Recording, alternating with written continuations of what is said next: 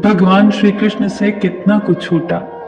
पहले माँ छूटी, फिर पिता छूटे, यशोदा और नंद बाबा मिले, फिर वो भी छूटे, संगी साथी छूटे, राधा भी छूटी, गोकुल छूटा, फिर मथुरा भी छूटी। श्री कृष्ण से जीवन भर कुछ न कुछ छूटता ही रहा। अगर नहीं छूटा तो वो था उनका देवत्व, उनकी मुस्कान, उनकी सकारात्मकता। इतना सब होने के बाद भी भगवान श्री कृष्ण दुख के नहीं, उत्सव के प्रतीक हैं। सब कुछ छूटने पर भी कैसे खुश रहा जाता है, ये श्री कृष्ण से अच्छा और कोई नहीं सिखा सकता। माना कि दुनिया सुपर फास्ट है और आप कछुआ छाप, लेकिन इससे क्या फर्क पड़ता है।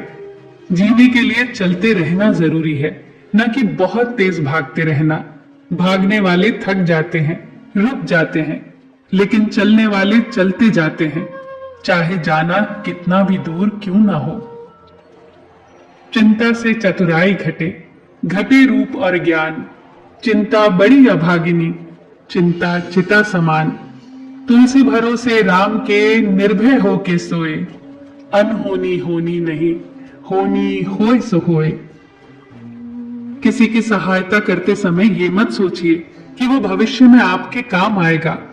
बस सहायता करके भूल जाइए, क्योंकि आशा का भाव ही भविष्य में आपके दुख का कारण बनता है। आप जो भी कर रहे हैं उसे परमात्मा देख रहा है, दूसरे जो कर रहे हैं उसे भी परमात्मा देख रहा है। न किसी को जताइए, न किसी को बताइए।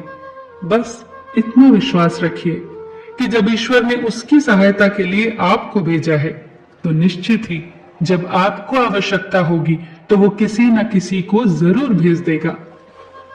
काबू में रखिए प्रार्थना के समय अपने दिल को, काबू में रखिए खाना खाते समय अपने पेट को, काबू में रखिए किसी के घर जाएं तो अपनी आंखों को, काबू में रखिए महफिल में जाएं तो अपनी जुबान को, काबू में रखिए पराया धन देखकर अपने लालच को। भूल जाएं अपनी नेकियों को, भूल जाएं दूसरों की गलतियों को, भूल जाएं अतीत के कड़वे संस्मरणों को। छोड़ दे दूसरों को नीचा दिखाना, छोड़ दे दूसरों के धन की चाह रखना, छोड़ दे दूसरों की चुगली करना, छोड़ दे दूसरों की सफलताओं से दुखी होना, और फिर देखें जीवन कितना आनंदमय हो जाता है। एक व्यक्ति ने एक फकीर से पूछा कि उत्सव मनाने का बेहतरीन दिन कौन सा है। फकीर ने मुस्कुराकर कहा, मौत से एक दिन पहले। व्यक्ति ने इस पर कहा, पर मौत का तो कोई दिन नहीं होता। फकीर हंसा और बोला, तो जिंदगी का हर दिन आखिरी समझो। दूध को दुखी करो तो दही बनता है, दही को सताने पर मक्खन बनता है, मक्खन को सताने पर घी बनता है।